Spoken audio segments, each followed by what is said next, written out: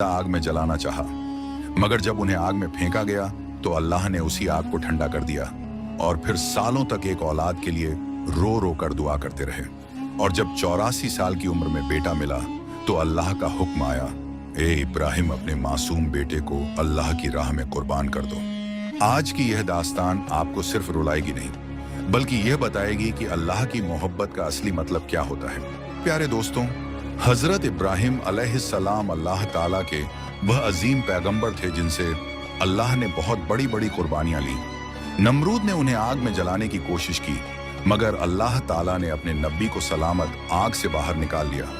जब हजरत इब्राहिम अलैहिस्सलाम अपने घर लौटे तो उनके वालिद ने कहा, ऐ इब्राहिम, अगर तुम अपने अल्लाह को नहीं छोड़ते तो मेरे घर से निकल जाओ। हजरत इब्राहिम अलैहिस्सलाम ने बिना किसी शिकायत के अपना घर छोड़ दिया और मिस्र की तरफ रवाना हो गए। जब मिस्र के बादशाह को यकीन हो गया कि इब्राहिम अल्लाह के सच्चे नबी हैं, तो उसने अपनी बेटी हजरत हाजरा का निकाह उनसे कर दिया।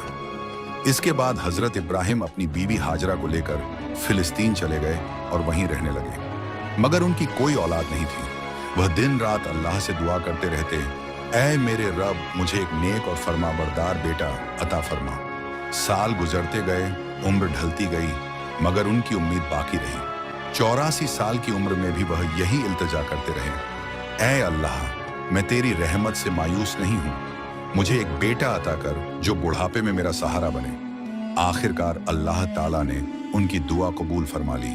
84 साल की उम्र में हजरत इब्राहिम को एक प्यारा सा बेटा अता हुआ।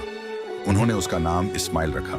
सोचिए दोस्तों, जिस बाप ने 84 साल की उम्र में बेटा पाया हो, उसकी मोहब्बत कैसी होगी। हजरत इब्राहिम हर वक्त इस्माइल को सीने से लगाए रखते, उन्हें चूमते, कंधों पर बिठाकर घुमाते और उनके साथ खेलते रहते। मगर अभी इस्माइल की पैदाइश को एक हफ्ता भी नहीं गुजरा था कि हजरत जिब्राइल अलैहिस्सलाम इब्राहिम अलैहिस्सलाम के पास आए और कहा, ऐ अल्लाह के नबी, अल्लाह का हुक्म है कि आप अपनी बीवी और बच्चे को खुद से जुदा कर दें। यह सुनकर हजरत इब्राहिम का दिल कांप उठा। उन्होंने पूछा, ऐ जिब्राइल, मैं उन्हें कहाँ छोड़ूं? जिब्राइल अलैहिस्सलाम ने जवाब दिया, जहां अल्लाह का हुक्म होगा मैं आपको वहां ले जाऊंगा। कल सुबह तैयार रहना। अगली सुबह हजरत जिब्राइल इंसानी शक्ल में ऊंट पर सवार होकर आए। हजरत इब्राहिम अलैहिस्सलाम ने अपनी बीवी हाजरा और बेटे इस्माइल को ऊंट पर बिठाया और खुद भी सवार हो गए। जिब्राइल का ऊंट आगे आगे चल रहा था और इब्राहिम अलैहिस्सलाम का ऊंट उसके पीछे। वह फिलिस्तीन से निकले, शहर दर शहर गुजरते रहे। हफ्ते गुजर गए और 1 महीने के सफर के बाद अरब की उस वीरान सरजमीन पर पहुंचे जहां दूर दूर तक कोई इंसान नहीं था, सिर्फ काले पहाड़ और सुनसान वादी थी। आखिरकार वह 4 पहाड़ों के बीच उस जगह पहुंचे जहां आज खाना काबा मौजूद है, मगर उस वक्त वहां ना पानी था ना कोई इंसान। जिब्राइल अलैहिस्सलाम ने ऊंट रोका और कहा, ऐ इब्राहिम, अल्लाह का हुक्म है कि अपनी बीवी और बेटे को यहीं उतार दें और वापस लौट जाएं। यह सुनकर हजरत इब्राहिम अलैहिस्सलाम बेचैन हो उठे। वह वही इब्राहिम थे जो आग में डाले जाने पर भी खामोश रहे थे, मगर आज उनका दिल टूट रहा था। उन्होंने कहा, ऐ जिब्राइल, यहाँ ना पानी है ना खाना, मेरी बीवी और बच्चा यहाँ कैसे जिंदा रहेंगे? जिब्राइल अलैहिस्सलाम ने जवाब दिया, ऐ अल्लाह के नबी, यही अल्लाह का हुक्म है। इतना कहकर वह चले गए। हजरत इब्राहिम अलैहिस्सलाम अपने बेटे इस्माइल को गोद में लेकर देर तक सीने से लगाए रहे। उनकी आंखों से आंसू बह रहे थे। शायद दिल में यह ख्याल आ रहा था कि पता नहीं अब दोबारा बेटे को देख पाएंगे या नहीं। उन्होंने जल्दी से लकड़ियां इकट्ठा करके एक छोटी सी झोपड़ी बनाई और अपनी बीवी और बच्चे को उसमें बिठाकर फिलिस्तीन की तरफ चल पड़े।